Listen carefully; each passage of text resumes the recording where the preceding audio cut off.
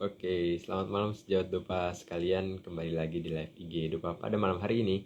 Di malam hari ini kita akan bahas gimana sih peluang mendapatkan cuan atau income atau pendapatan dari menjadi seorang konten kreator di bidang topik kesehatan utamanya ya. Jadi pada malam hari ini kita akan ngobrol-ngobrol bersama salah satu narasumber kita, gimana sih caranya bikin konten kesehatan di sosial media, lalu gimana mengoptimasinya agar konten tersebut bisa menjadi salah satu sumber income atau pendapatan selagi masih berpendidikan, bersekolah seperti itu maksudnya.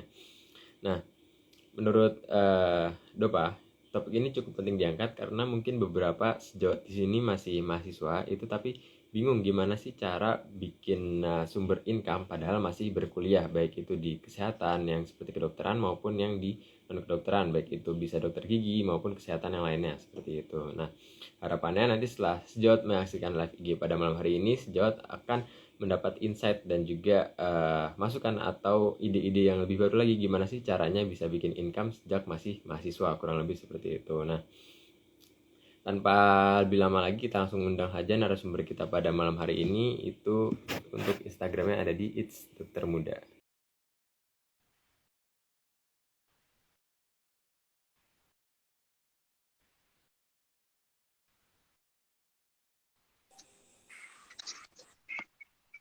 Oke, selamat malam Mas Rudi. Malam, Mas Raffi. Iya, gimana kabarnya Mas? Bisa ada kesibukan apa nih kalau boleh tahu? Alhamdulillah kabarnya baik ya, sehat-sehat selalu. Hari ini sibuknya biasa, koas. Kok asik. Eh, Lagi stase apa Mas nih? Sekarang lagi agak-agak slow ya, sekarang lagi forensik, stase forensik. Forensik. Oh, forensiknya di mana Mas? Kalau boleh tahu.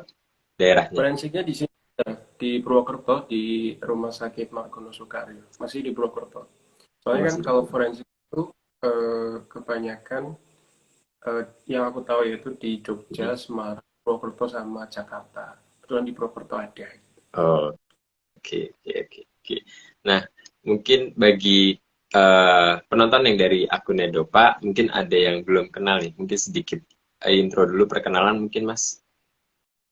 Oke, selamat malam teman-teman semuanya. Oh iya, BTW Raffi ini pertama kali aku live lah.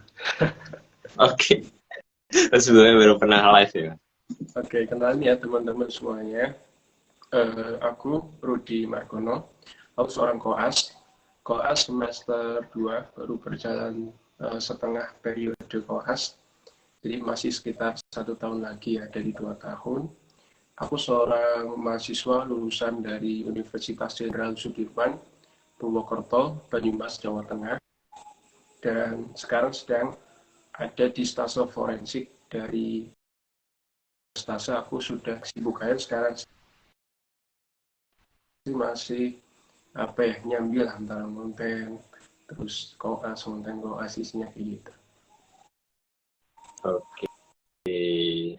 Sorry Mas, sebelumnya ini kalau di tempat Mas Rudi, live-ku putus-putus apa enggak? Apa yang putus-putus? Live-nya.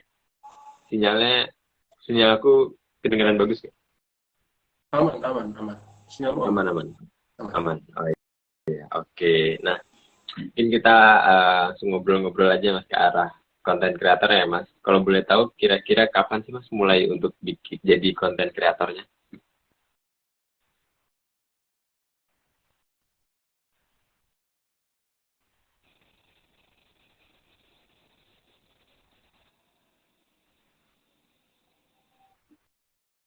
Iya. Ah, Oke, kapan mulai konten?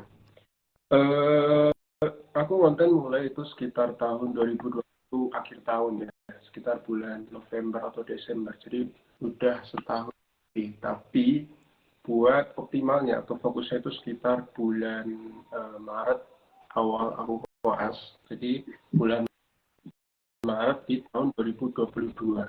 Jadi kalau dihitung-hitung optimalnya itu udah sekitar Maret, Agustus, September, Oktober, November, Desember, ya sekitar 10, 9 bulan lah. Itu optimalnya. Ya benar-benar. udah cukup Mm. lama ya. Ya. Nah, kalau boleh tahu alasannya kenapa Mas mau jadi content creator? Kayak mungkin backgroundnya atau ada cerita nggak di balik itu? Oke, alasannya. Aku awal nonton itu Raffi semester 5 ya, semester 5 di ini. Jadi pada saat itu pas lagi blognya forensik. Pas aku sekarang di forensik. Jadi ceritanya dulu itu kayaknya ini kalau di sharing-sharing bakal menarik nih. Aku sharing lah Hmm. di IG gitu kan. Aku sharing di IG, ternyata apa yang terjadi? Sepi. Nggak ada apa-apa, sepi. Itu nggak apa-apa, aku terus konten. Itu waktu itu aku kontennya microblog yang foto-foto di swap gitu ya. Foto-foto Iya, di iya. swap. Aku bikin kayak gitu. Karena aku suka desain juga ya. Aku apa namanya, sering desain juga. Jadi aku mikirnya, yaudah bikin konten kayak gitu aja lah. Terus aku tetap lanjutkan walaupun sepi gitu kan. Aku tetap lanjut. Aku merambah ke TikTok gitu. TikTok Oke. eh, di awal-awal tuh sepi juga. Cuman waktu itu sempat ada yang booming, terus FYP, terus sejak FYP itu teman-temannya di sini ada yang pernah FYP di TikTok nggak? Kalau FYP satu itu ya habis itu langsung ketagihan gitu. Nah Iya, sejak itu iya, iya. mulai konsisten di situ. Gitu Kalau boleh Raffi. tahu konten yang FYP apa tuh Mas dulu? Apa ya? Benar. Kalau nggak salah tuh ini eh, pemeriksaan mata silinder dengan kipas silindris. Tahu nggak? Raffi tahu nggak? Belum tuh Nggak Mas. tahu Oh, kipasnya yang itu yang ada garis-garisnya itu ya? ya. Ya, kipas silindris. Oh, iya, iya, iya, iya, iya, tahu, tahu, tahu, tahu. Konten itu nyampein. Aku bisa tahu loh kamu silinder atau enggak gitu. Coba lihat ini. Ada yang lebih tebel atau enggak. Kalau ada kemungkinan kamu silinder gitu.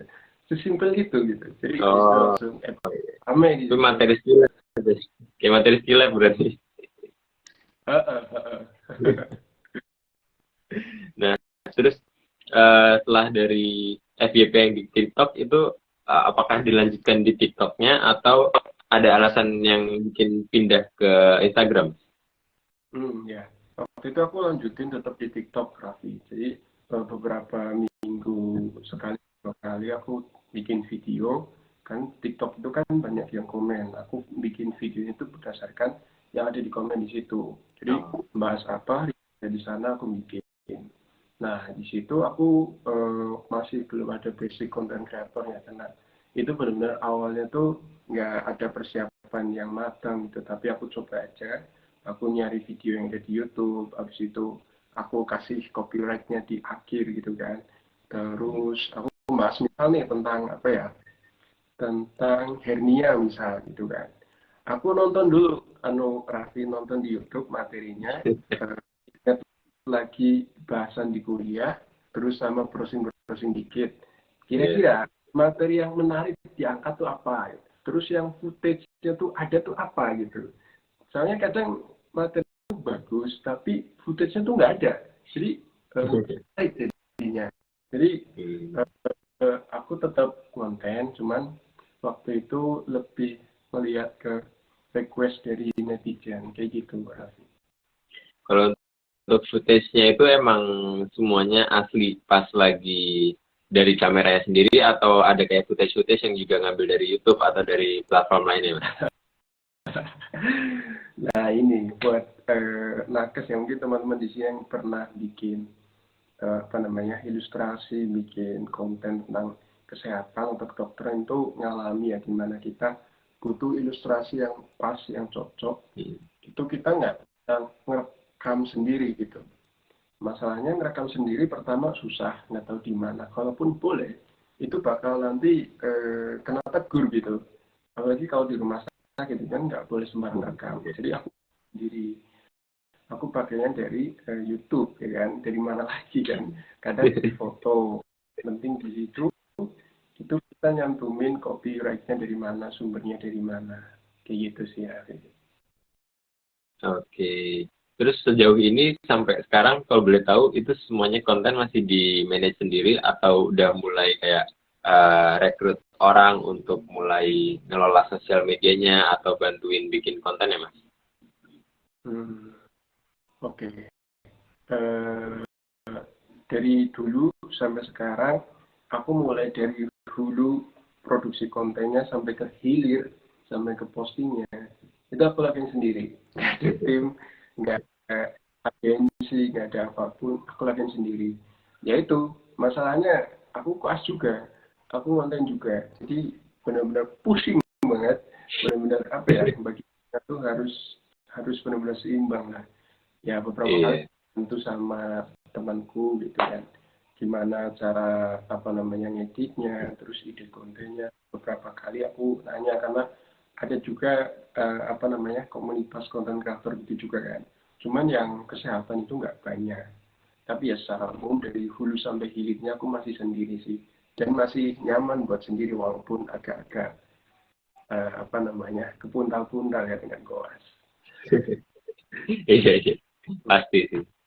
Nah, apalagi kan sibuk banget tuh. Nah, terus selama ini apakah untuk konten-kontennya, ide-idenya itu cuma masih berdasarkan dari komen-komen requestnya atau kalau sekarang udah ada kayak trik untuk nyari ide kontennya sendiri, Mas?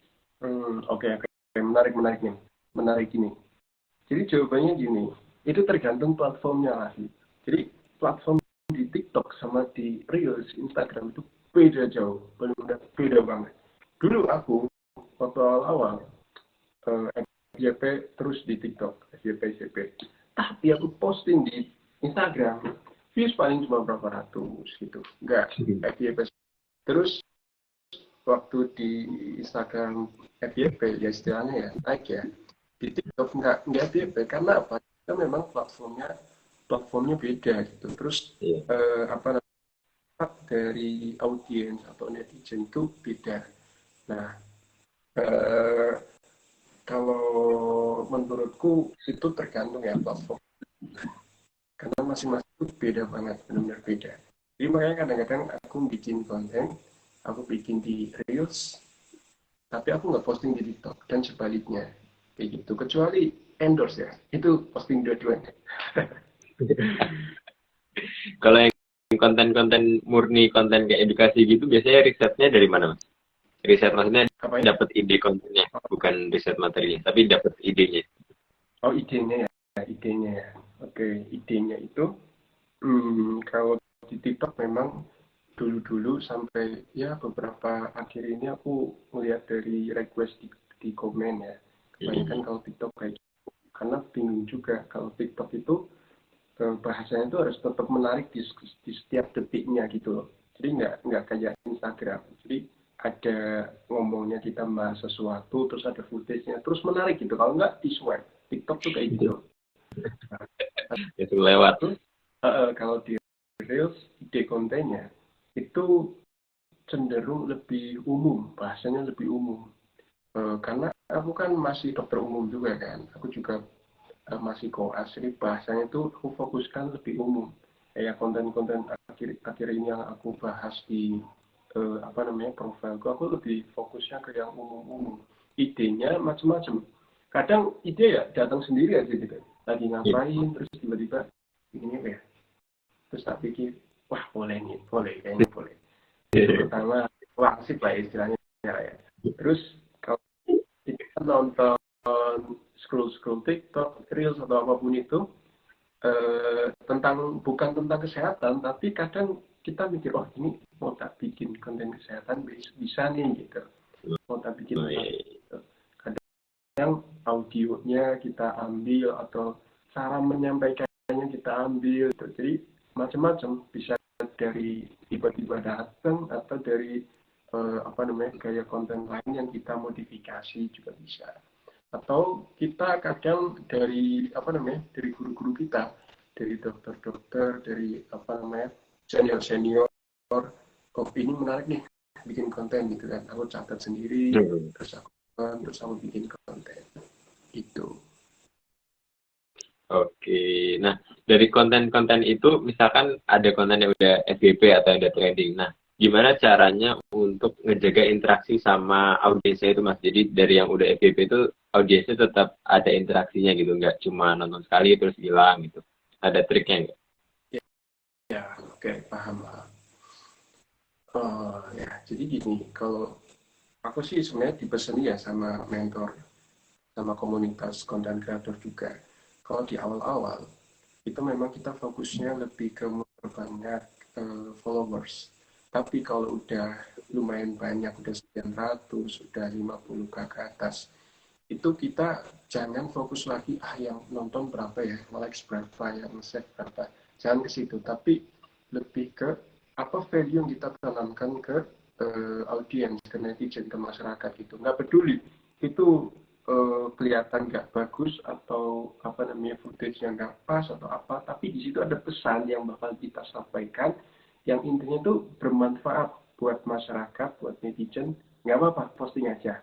Nah, buat menjaga interaksi sama teman-teman kita, teman-teman online kita, sama netizen, kalau bisa di awal-awal pas bangun followers itu jangan posting tentang pribadi dulu, tentang kita lagi ngapain, post yang itu nggak ada value-nya gitu, nggak ada pesan sampaikan gitu. Jadi tahan dulu, jangan posting tentang pribadi dulu. Nanti ada waktunya, itu ada tahapannya gitu. Kalau posting bolehlah kita ucapin sesuatu atau apa nggak masalah, tapi jangan terlalu sering, jangan terlalu sering nanti eh, netizen kita tuh nggak nyaman, teman-teman kita tuh nggak nyaman karena pada dasarnya apa namanya audiens netizen atau kita semua pada dasarnya itu egois. Egois kenapa egois? Karena kita nge-follow seseorang, kita ngikuti seseorang itu karena seseorang itu punya manfaat ke kita. Aku nge-follow siapa coba? Karena dia yang aku follow itu memberikan manfaat ke aku gitu kan. Kalau enggak ya enggak. Loh, pas kita nge-follow, kita berharap dia ngasih manfaat ke kita, kok dia mesti sesuatu yang enggak kita harapkan gitu kan. Misalnya kan, apaan sih gitu. Nggak jelas apa sih gitu. Skip, skip. Nanti ujung-ujungnya unfollow, unfollow, unfollow gitu. Jadi kita tahan dulu posting tentang pribadi. Kayak gitu sih.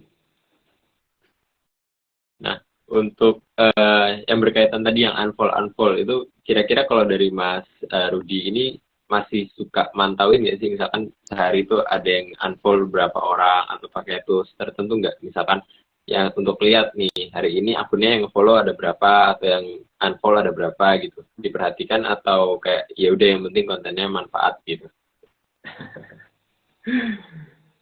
eh Kalau dari aku ya, kalau akhir-akhir ini nggak nggak nggak ngelihat yang unfollow yang following berapa. Aku memang akhir-akhir ini bukan gimana sih, memang lagi banyak apa namanya kerjaan di koas gitu kan, lagi ngurus tase sebelumnya. Jadi aku nggak ngelihat gitu lagi. Dulu memang sempat ya, kita awal-awal konten ya memang ngelihatnya kayak gitu. Kita kan seneng kalau misal ada ya engagement kita, trafficnya naik, itu senang. Jujur ya, semua orang pasti kayak gitu.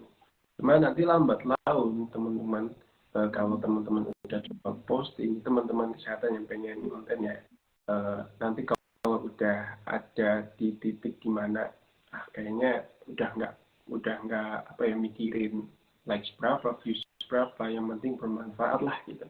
Nanti di situ akan kebentuk value-nya pelan-pelan. Tapi wajar banget, normal banget kalau memang di awal-awal konten itu fokusnya ke situ, lihat follower berapa, tonton berapa, itu wajar banget, itu wajar. Tapi nanti seiring berjalannya waktu itu apa namanya bakal hilang sedikit demi sedikit kayak gitu. Oke.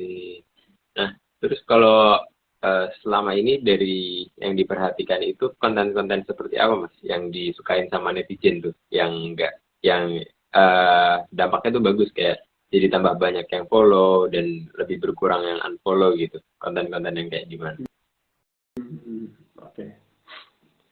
Eh, Sekarang itu konten-konten yang kalau di aku tuh lagi rame ya, tentu kontennya bahas tentang kesehatan yang bahasanya tuh kalau di IG ya, kalau di IG tuh lebih umum, bahasanya nggak terlalu dalam, nggak terlalu apa bahasanya bahasa profesor bukan, tapi bahasa yang awam gitu. Oh sebenarnya kalau teman-temanku yang nge-follow aku ya, teman-teman nakes, teman-teman kedokteran nge-follow aku, ngelihat, ih apaan sih Rudi bikin kayak ginian nggak jelas gitu. Kayak ini udah perlu gitu kan. Ya ya sorry bro, aku bikin ini bukan buat lu gitu, bukan bukan Iya. buat kamu, karena target pasar, target marketnya, trafficnya itu buat masyarakat umum gitu, Mm. buat teman-teman yang tahu gitu. Jadi ya kalau teman-teman kita nih di kedokteran gitu kan, di nakes, apoteker, perawat, apapun itu, lihat ya, ih, biasa aja deh gini gitu. Ya memang karena targetnya bukan mereka gitu. Jadi melihatnya sih yang ramai itu bahasan yang ringan, bahasan yang nggak terlalu berat, tapi itu ada manfaatnya dan ada yang terpenting tuh ya, ada sumbernya. Sumbernya tuh harus diperhatikan dari mana gitu. Itu Oke. Raffi. Mm. Nah, untuk bikin konten-konten yang bersumber itu kan nggak singkat ya, kayak butuh waktu untuk riset juga. Sedangkan di koas kan kegiatannya juga banyak. Kalau boleh tahu gimana cara ngatur waktunya mas, antara waktu untuk kegiatan yang lainnya sama untuk alokasi untuk bikin kontennya itu. Ya, betul banget sih. Ini mungkin tips buat teman-teman ya. Ini aku mau nyampe di awal nih, kalau teman-teman pengen konten, teman-teman nakes nih, dari apoteker, perawat, kedokteran, apapun itu, kalau mau konten, fokusnya ke cuan di awal-awal, itu nggak masalah banget. Itu wajar banget. Karena aku pun dulu awal ya kayak gitu. Terus sekarang ya masih agak-agak dikit lah. Gitu. Terus eh, bagi waktunya gimana? Apa ya? Bagi waktunya itu tergantung niat tadi di awal. Kalau kita udah niat pengen bagi sesuatu yang bermanfaat buat teman-teman, itu mesti kita bakal kepanggil sendiri. Oh masa aku berhenti sih gitu. Niat awalku gimana gitu kan. Nah kalau memang niat awalnya memang fokusnya ke nyari apa namanya penghasilan sih nggak masalah gitu. Cuman lambat laun itu akan apa ya, niatnya itu akan kegeser. Niat kita nggak kerdi lagi, tapi udah besar, sesuatu yang nggak sekadar endorsement, nggak sekadar apa namanya acuan, gitu. Nanti akan ada waktunya. Nah buat baginya, eh, mau nggak mau yang namanya koas kuliah dengan konten pasti akan berbenturan, dan yang dikorbankan itu adalah kontennya, ya kan Raffi kan, yang dikorbankan konten. Mau nggak mau, karena kita fokusnya itu memang belajar gitu, kita dibiayai orang tua, kita punya tanggung jawab ke mereka gitu kan. Ya itulah yang terjadi ya aku sekarang. Tapi aku nggak benar-benar lalaikan kontenku gitu. Yang penting tetap jaga niat awal. Yang penting bisa ngasih sesuatu, sharing-sharing ke teman-teman, dijaga interaksinya sama teman-teman. Kalau DM bisa mungkin dibalas, segala macam gitu kan. Ya, ya intinya kayak gitu lah. Oke. Nah, untuk bangun akun sampai sekarang kan mungkin nggak bisa dibilang mudah ya. Selama ini kalau menurut Mas Rudi kendalanya yang paling menghambat itu apa? Misalkan mau teman-teman di sini ada yang mau jadi konten kreator di kesehatan juga. Kendala ya. Kendalanya ini konsistensi itu. Itu Semuanya itu semua usaha. ini benar-benar susah banget, sulit banget. Apalagi kalau awal-awal konten, terus ngelihat engagementnya, sepi, nggak ada yang like lah, ini itu segala macam, pasti down, pasti buat apa kayak gini, pasti ada kayak gitu, awal-awal mesti kayak gitu. Eh, apa namanya di teknisnya kita bikin konten untuk lihat akun ini atau postingan ini bermanfaat atau enggak, itu enggak bisa 5-10 postingan, 20 postingan, nggak bisa, tapi harus minimal 30 postingan ke atas baru kita bisa menilai, oh akun ini kayaknya kurang pas, oh, kurang cocok. Nggak bisa 1-2 postingan langsung bilang, oh ini kayaknya nggak pas, nggak cocok, nggak bisa. Jadi kendalanya ya itu, kadang kita ngerasa down, kita ngerasa apa namanya nggak semangat gitu kan, karena engagementnya kurang, segala macam, sepi gitu. Terus kita ya udah udahan, padahal siapa tahu satu konten lagi kita bisa bisa rame, bisa bermanfaat, bisa orang-orang bisa ngeliat kita gitu. Lebih ke situ sih.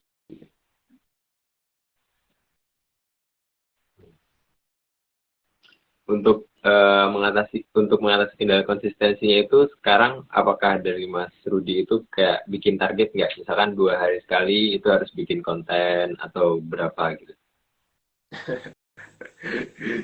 Ya, bikin target pasti harus ada target. Teman-teman harus ada target. Kalau kalau mau konten harus ada target. Ya, contohnya nih, seminggu ini aku dulu ya aku target. Sekarang juga masih target, cuman karena kebentuk sama koas ini itu jadi tadi kontennya yang di nomor 2. Targetnya dulu kalau aku tuh gini, seminggu itu paling nggak posting 3, minimal ya 2 postingan, dan itu bisa dirapel.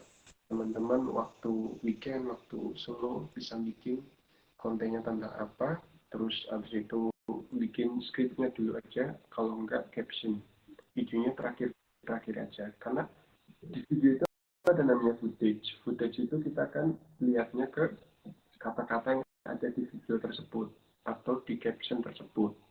Jadi urutannya kayak gitu. Itu sih sih. Oke, oke. Untuk saat ini apakah sudah mulai dioptimasi endorse-nya itu untuk semua produk atau baru di kesehatan aja, Mas? Oke. Eh, untuk endorsementnya, kalau dari aku tuh semuanya, tapi itu yang terpercaya gitu. Maksudnya gini, pernah beberapa waktu lalu ada yang menawarkan bukan kesehatan, tapi kayak apa sih ya, hmm, giveaway gitu, dan itu memang menggiur. Terus aku baca lagi, loh kok gini, akunya gini. Terus habis itu kayak nggak meyakinkan gitu.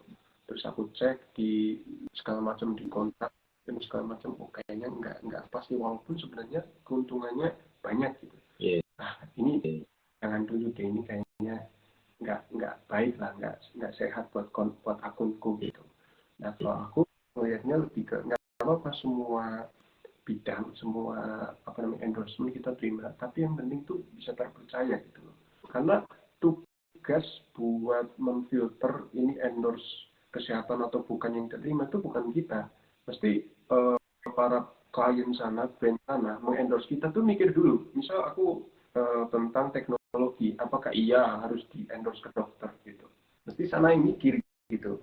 Kalau sana menghubungi kita, misal kita konten kita udah besar gitu kan, akun kita udah besar, kita dihubungi sama klien, habis itu kita dihubungi, artinya kan kita ada peluang bisa membantu mereka gitu. Jadi nggak masalah sih mau dari manapun, yang penting mereka tuh nggak ada aneh-anehnya, it's okay, nggak apa-apa.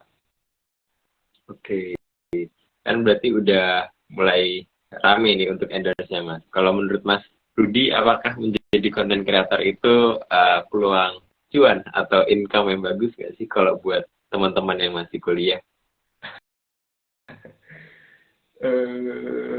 Sangat bagus. Ya jujur sangat bagus. Soalnya aku pernah dengar ya, kata siapa, salah satu cara kita mendapatkan penghasilan yang cepat itu adalah dengan cara berbisnis. Di situ apalagi aku lupa, salah satunya jadi influencer gitu. Nah masalahnya adalah di bidang kesehatan, kita jadi influencer. Kalau di bidang yang lain, misal manajemen bisnis, kita jadi influencer. Habis itu kita punya bisnis, kita tinggalin kuliahnya, nggak apa-apa, bisa. Tapi kalau kita di kesehatan,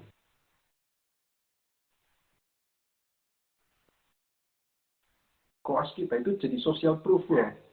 Jadi misalnya followersnya Raffi upload konten di sosial media tentang kesehatan, itu mengenal kita sebagai perawat, sebagai apoteker, sebagai dokter. Tapi kita kok nggak kuliah. Artinya mau nggak mau pendidikan, kuliah, koas, dan konten itu harus berjalan bareng-bareng.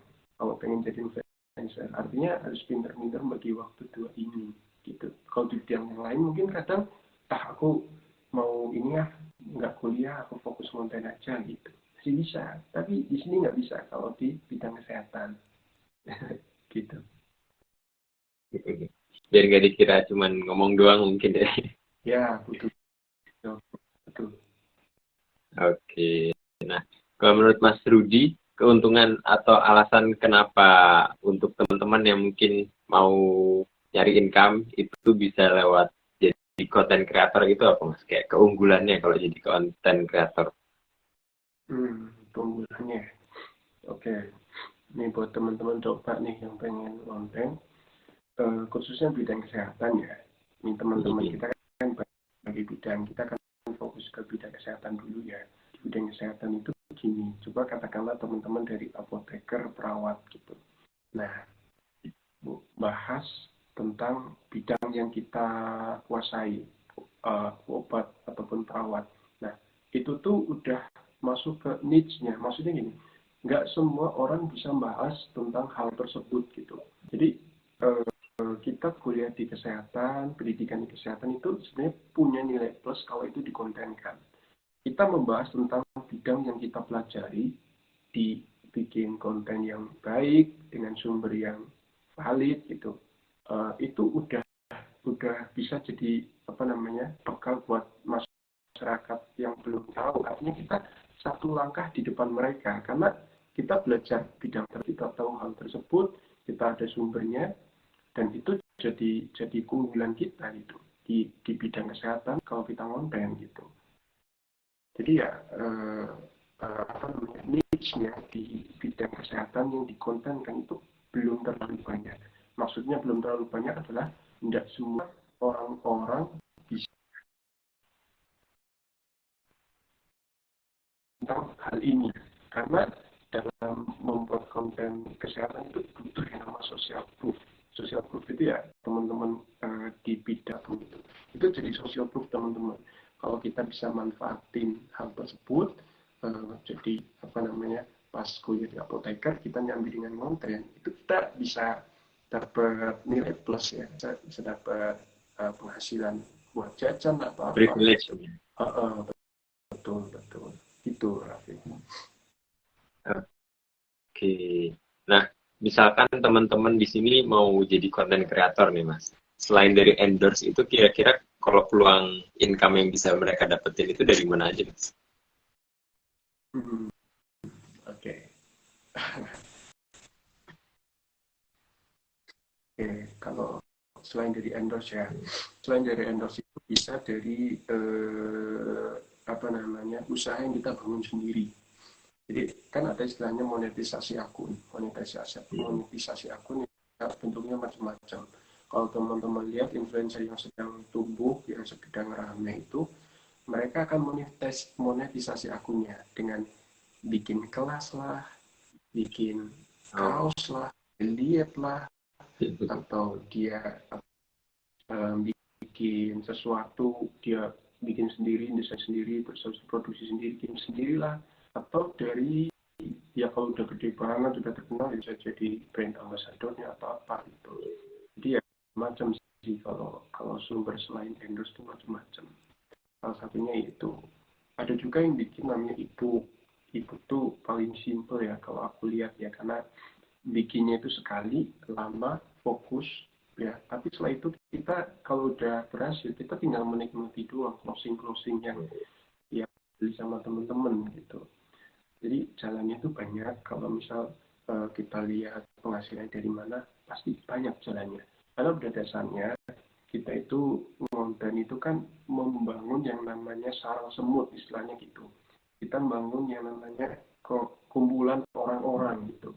Nah, semua bidang itu membutuhkan sarang semut. Apapun itu politik kalau kita misalnya dipandang orang kita influencer pasti bakal dekat ke kita kalau misalnya kita udah gede gitu ya.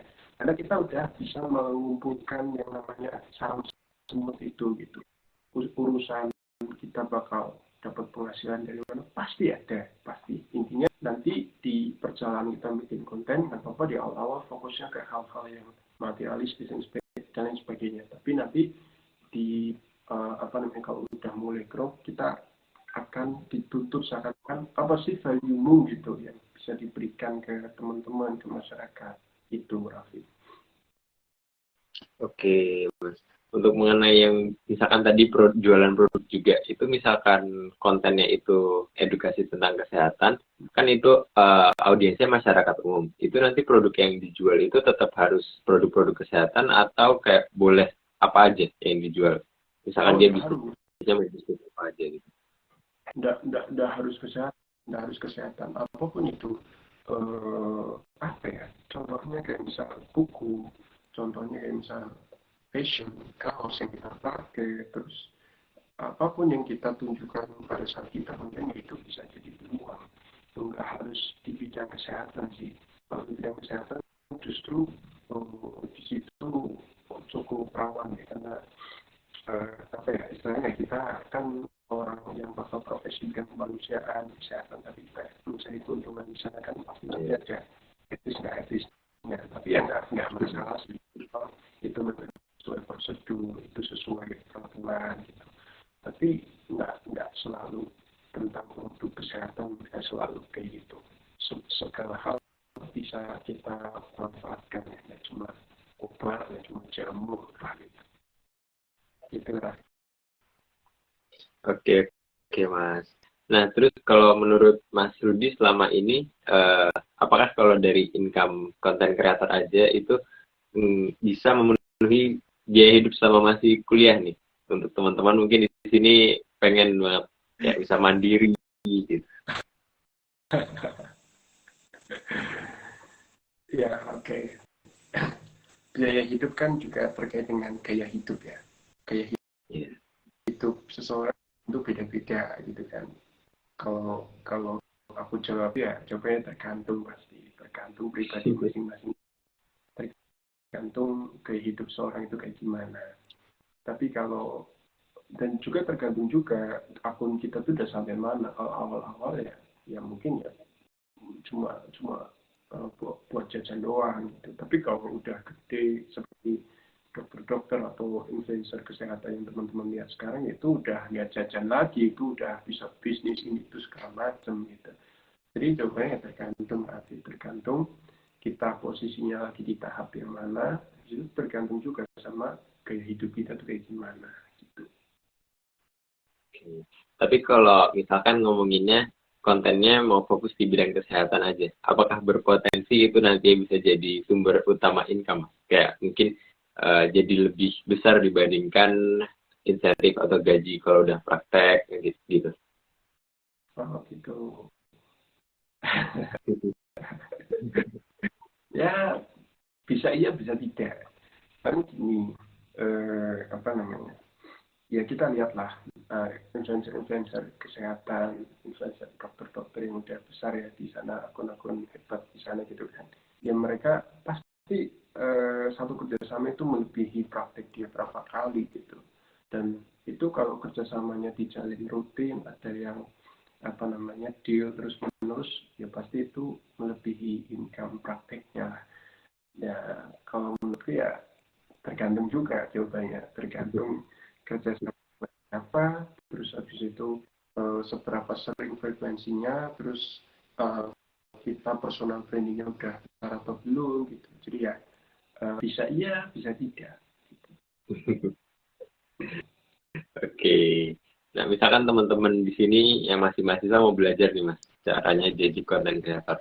Langkah-langkahnya itu gimana sih Mas? Mulai dari awalnya itu yang harus dimulai itu apa dulu? Langkah-langkahnya dari awal ya. Langkah-langkahnya dari awal itu teman-teman nih, kalau bisa tuh, bukan kalau bisa, sebisa mungkin ya suka dulu. Suka yang namanya minimal tuh ya desainer lah.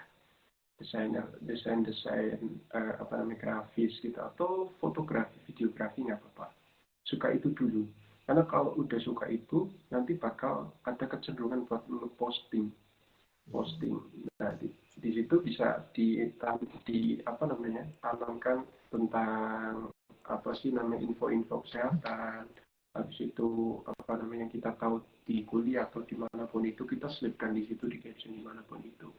Nah, kalau saranku ya kalau di awal-awal tuh suka dengan apa namanya tiga bidang tadi kayak desainer, fotografer, videografer gitu. Kalau melihat sosial media, melihat TikTok, melihat Instagram itu mah semua suka ya, semua suka. Tapi jadi pemain di sana itu nggak semua orang suka, nggak semua orang bisa juga. Jadi ya kalau bisa suka dulu, karena kalau udah suka nanti kalau udah mencoba itu buat ninggalin itu susah. Aku enak di sini, aku nyaman gitu. Nah kalau udah mencoba kayak gitu, berikutnya adalah niat mah udah di awal ya, niat udah di awal. Yang ke adalah bangun ekosistem. Maksudnya gini, kadang kita butuhkan itu adalah penyemangat dari orang yang sekolam, bukan sekolah sih, sefrekuensi, sejalur ya, satu rel dengan kita. Kalau kita lihat teman-teman di kelas, apakah ada yang konten juga, apakah ada yang apa namanya posting tentang info-info kesehatan gitu, apakah ada, kalau ada deket sama dia, nanti bakal satu frekuensi, nanti bakal dia konten, kok aku enggak, termotivasi di situ.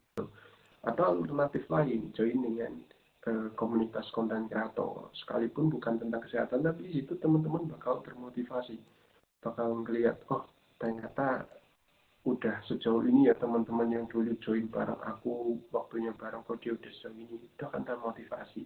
Jadi yang kedua, bangun namanya ekosistem. Sekalipun teman-teman sendirian, ya carilah kawan online, komunitas konten kreator atau apapun itu, kan itu sangat dibutuhkan. Kita bakal ada di posisi mana kita jenuh, kita apa namanya pengen udahan segala macam.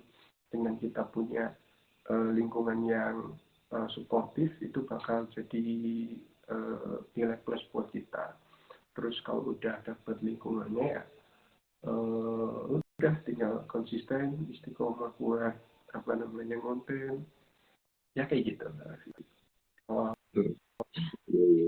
Terus dari awal itu misalkan alat-alat atau apa aja yang perlu disiapin itu apa mas? Kira-kira misalkan kalau dari awal benar-benar dari nol nih, akunnya bisa dibilang baru mau bikin akun baru lah, jadi dia mau bikinnya itu nggak pakai akun pribadinya gitu. Oke. Ya, betul. Jadi dulu awal aku juga pakai akun pribadi, dulu banget. Aku pakai akun pribadi, cuman akunku sekarang itu udah aku nonaktifin. Soalnya aku mikirnya kalau pakai akun pribadi aku nonaktifin karena nggak semua follower kita, teman-teman kita di akun pribadi itu suka dengan bidang kesehatan gitu. Jadi, makanya aku mulai bangun dari nol, jadi bikin akun. Nah, yang dibutuhin itu kalau menurutku ya, yang dibutuhin ya cuma HP aja gitu. HP itu bisa, dengan HP aja itu bisa. Karena bisa aja kita bikin konten itu tanpa kita nongolin muka kayak aku gini, bisa. Kita bikin pakai apa namanya microblog yang foto di sungai pada tulisan, itu bisa. Itu pun cukup powerful beberapa tahun terakhir gitu. Atau pakai voice over gitu juga bisa, footage-nya kita pinjam dari mana gitu juga bisa. Jadi ya yang dibutuhin sebenarnya nggak muluk-muluk lah, nggak harus beli kamera, nggak harus beli apa segala macam. Yang penting ya kita enggak, kalau udah yakin alat seberapapun itu, seapapun yang kita punya, insya Allah bisa kita manfaatkan sebaik mungkin. Nanti bertahap, kalau misalnya kita udah dapet manfaat dari konten kita di awal-awal, atau ternyata aku nggak pas ya di sini, aku butuh ini, bolehlah beli HP yang agak bagus kameranya, atau beli kamera, lighting yang pas, apapun itu pelan-pelan. Jadi ya apa yang ada sekarang sekalipun cuma HP bisa kok, bisa, dan banyak yang berhasil cuma dengan HP. Tapi itu bukan di bidang kesehatannya, ada di bidang yang lain. Tapi di kesehatan ya masih oke, masih bisa juga kok, aku yakin.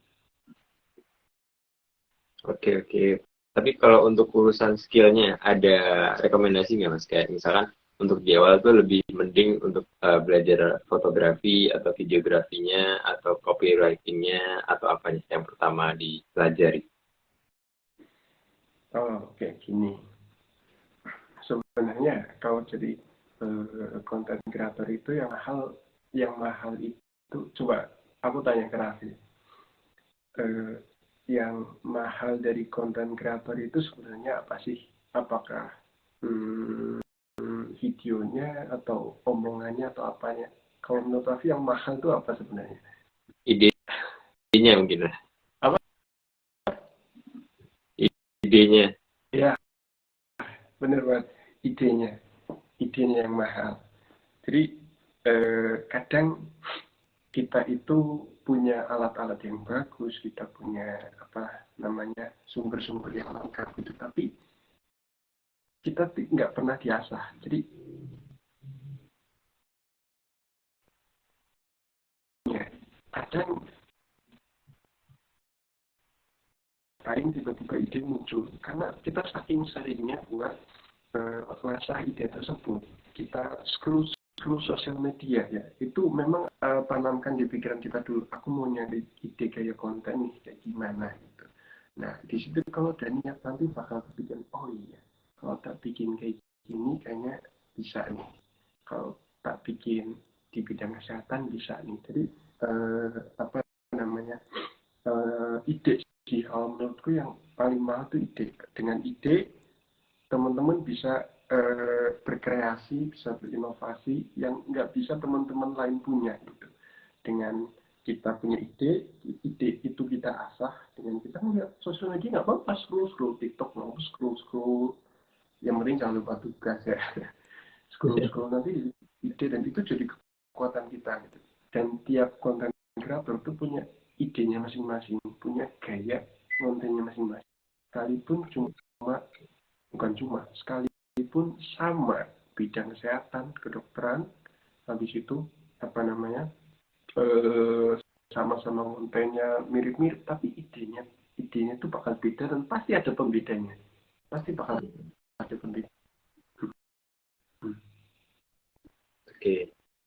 Tapi kalau untuk konten-konten yang menurut pengalaman Mas Rudi, kalau bikin ada yang mau belajar jadi konten kreator itu konten apa sih yang paling cepat bikin akunnya itu bisa naik atau nantinya bisa cepat dioptimasi untuk jadi endorse dan lain-lain?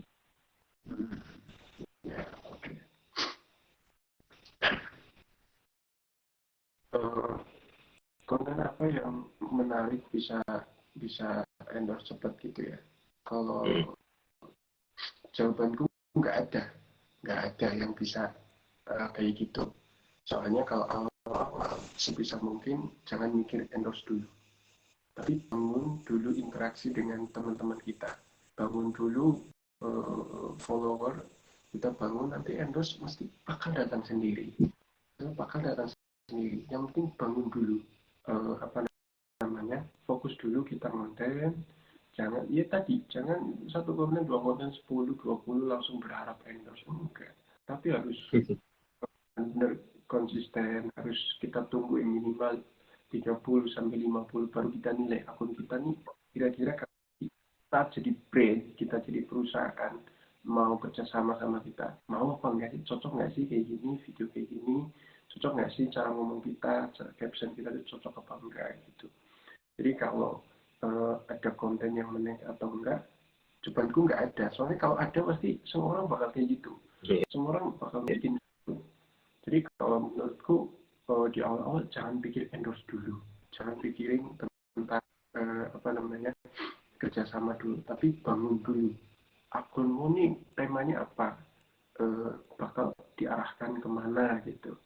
Kalau bolehlah bahas-bahas endorse itu harus minimal sekian postingan, harus tahu oh ternyata akun tuh gini ya kalau dilihat sama brand sama perusahaan atau apa gitu.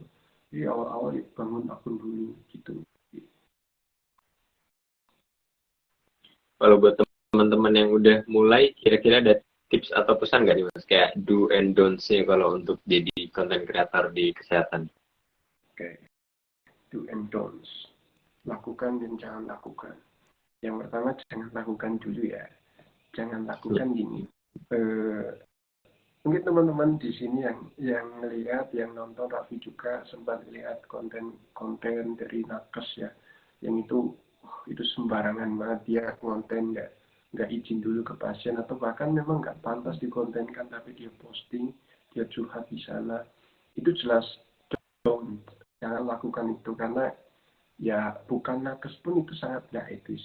Jangan pernah merekam sesuatu yang apalagi itu di rumah sakit. Ya aku dulu pernah kayak gitu juga, karena aku sadar itu apa namanya, itu nggak baik, itu nggak boleh. Aku kurangi itu. Sekalipun merekam itu, jangan merekam pasien, jangan merekam muka pasien, karena di situ ada privasi, ada apa namanya, ada kode etiknya dan lain sebagainya. Jangan rekam sembarangan. Kalaupun nggak rekam cerita pun harus diingat baik-baik, karena kita profesi di bidang kemanusiaan, di bidang kesehatan akan banyak terbentur kode etik. Jadi perhatikan di situ, jangan apa namanya, jangan asal-asalan. Itu yang garis bawah ya, don't-nya yang teman-teman bisa lakukan. Do-nya teman-teman yang bisa dilakukan itu ini banyak sih, tapi ya paling utama ya enjoy lah.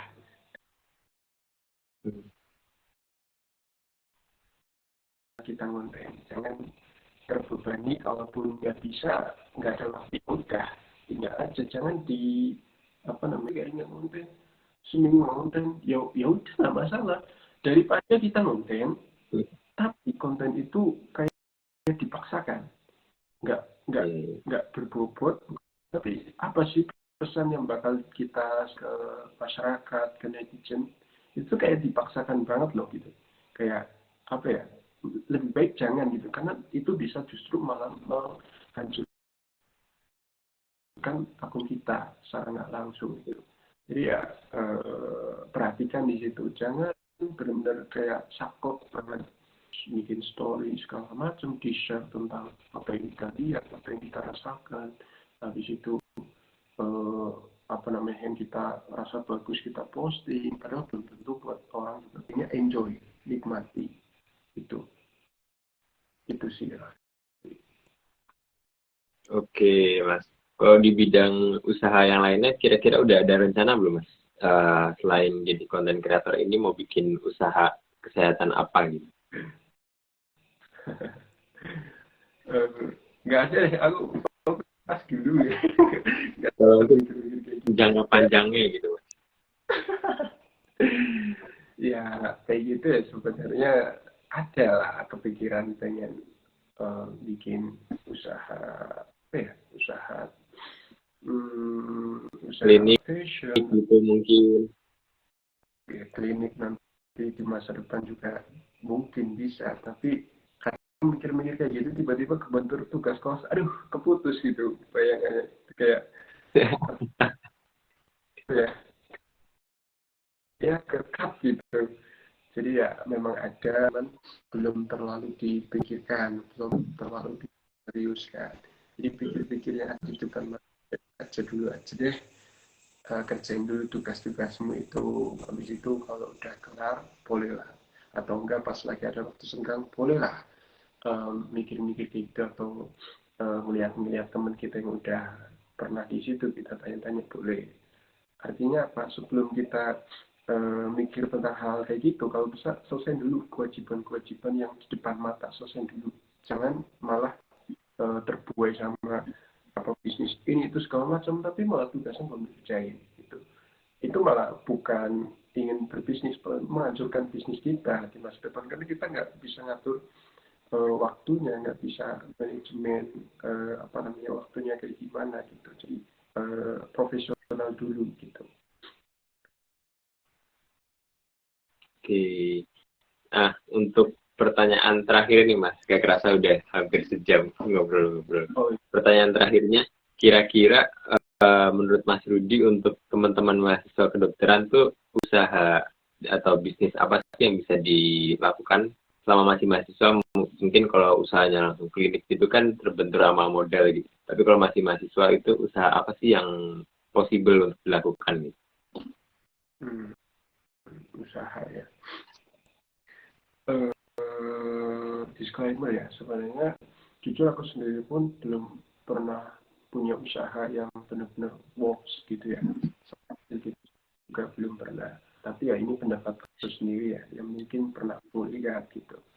Kalau usaha berbentuk produk yang bisa kita lakukan gitu ya, kalau menurutku itu bukan produk tentang apa, bukan, tapi fokusnya tuh pada 3 hal. Yang pertama, apa yang kita suka, apa hobi kita sukanya di mana. Jadi tiap orang itu beda-beda. Misal sukanya tentang sepatu gitu, katakanlah sepatu. Contohnya siapa? Dokter Tirta. Dia seorang kedokteran, dia tahu tentang sepatu, dia bisnis sepatu, berhasil. Kenapa? Dia suka gitu. Terus siapa lagi ya, macam-macam, pasti banyak kan dokter-dokter yang dia punya usaha karena dia merintisnya pada saat preklinik, pada saat dia kuliah, karena apa, dia suka gitu.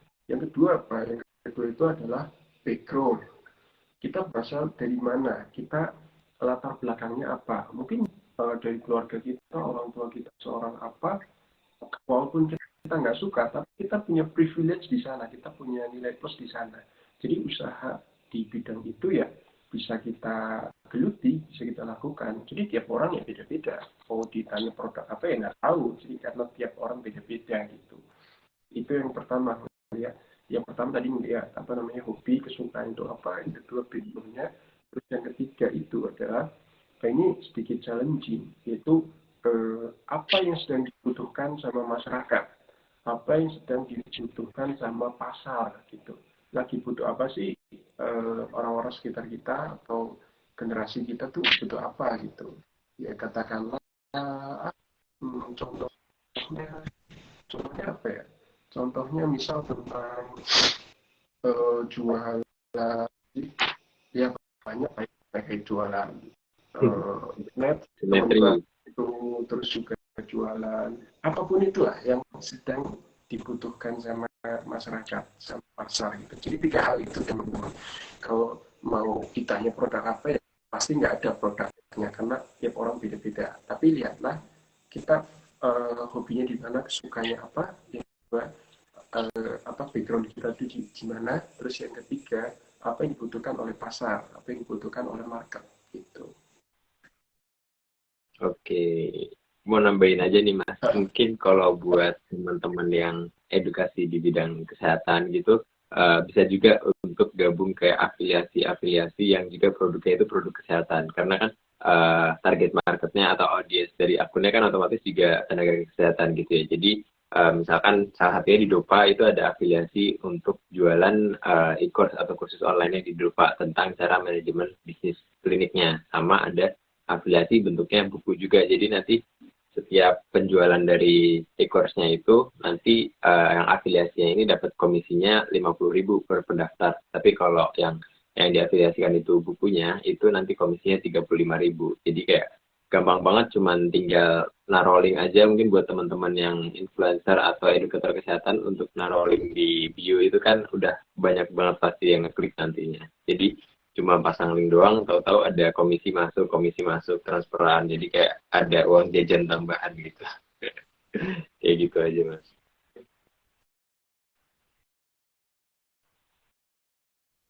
Oke, betul betul, mantap mantap, bisa tuh bisa. Oke Mas, kurang lebih kayak gitu uh, untuk live IG-nya malam hari ini. Terima kasih banyak udah menyempatkan waktu untuk ngobrol-ngobrol dan sharing-sharing nih buat teman-teman yang belajar gimana sih cara edukasi di bidang kesehatan lewat sosial media kayak gitu. Oke, terima kasih banyak Mas. Semoga sukses selalu dan lancar juga kelasnya. Terima kasih teman-teman semuanya yang udah join. Semoga teman-teman yang sedang pendidikan di bidang kesehatan ya khususnya ya bisa memberikan ya sedikit insight gitu ya, bisa yang pengen konten bisa sedikit membantu gitu. Yang penting ya fokus, jangan terbengkalai juga kuliahnya, pendidikannya. Ya manajemen waktu intinya kayak gitu. Semangat buat teman-teman semuanya. Terima kasih juga Raffi udah berkenan buat sharing-sharing di sini. Ada manfaat yang didapat. Oke, terima kasih Mas. Thank you. Go end live-nya. Oke.